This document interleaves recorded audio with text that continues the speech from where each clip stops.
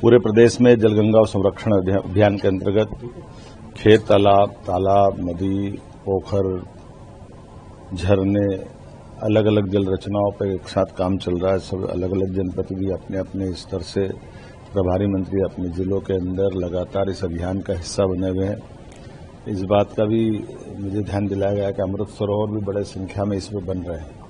जल के प्रति ये जागरूकता का अभियान सच में आनंददायी है। यशस्वी प्रधानमंत्री के सर्वोच्च प्राथमिकता वाले कार्यक्रम में से है। मेरी अपनी ओर से भी मध्य प्रदेश के लिए जल संरक्षण को लेकर ये किए जाने काम की मैं सबको बधाई भी देता हूं और उम्मीद करता हूं कि 30 जून तक हमारा ये अभियान एक बड़ा महाअभियान के नाते से फलीभूत होगा। इसी के साथ साथ हम कई और मोर्चों पे काम कर रहे हैं। हमारे द्वारा प्रयास किया जा रहा है कि आने वाले अगली कैबिनेट तक ट्रांसफर पॉलिसी पे भी हम कुछ काम करें।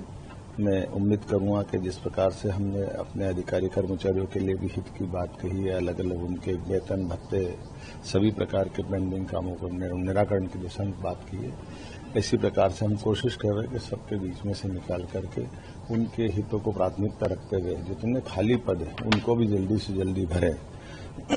मुझे संतोष है कि हमने अपना भर्ती अभियान जो चलाया हुआ है, एक विभाग की समीक्षा करते हुए एक पद पे अधिकांश लोगों को मौका मिले। पीएससी की भी पिछली पेंडिंग सारी निपटाने का प्रयास कर रहे हैं।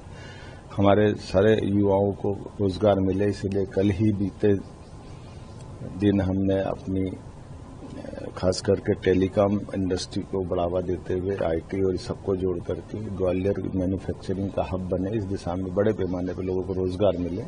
इसलिए 27 तारीख की आईटी इनक्लेव के लिए भी तैयारी चल रही है और हमारे अपने राज्य के अंदर जबलपुर, ग्वालियर इन सेक्टर में भी इसका बड़ा महत्व का एक केंद्र स्थापित हो। मेरी अपनी ओर से राज्य की बेहतरी के लिए जो हो सकता है वो जरूर करने का प्रयास कर रहे हैं। एक बार फिर आपके माध्यम से कहना चाहूंगा कि हमारे इस बदलते समय में वक्त के साथ सभी क्षेत्रों को आगे बढ़ाने का समय है। आइए हम सब संकल्प करें, मध्य प्रदेश को देश का नंबर 1 राज्य बनाएं।